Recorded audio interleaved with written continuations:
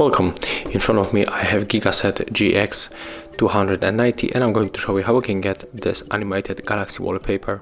So at the first we have to move for the Play Store, tap on the search pool, and here we have to type the shadow galaxy.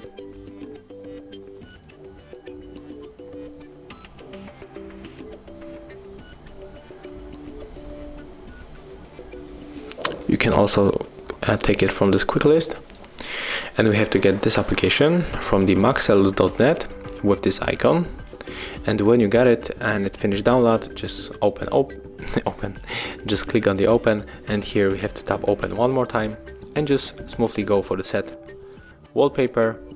And right now when you just get your screen, you will see that your wallpaper has changed, and that's how it looks. So thank you guys for watching. Leave thumbs ups, comments and subscribe to our channel.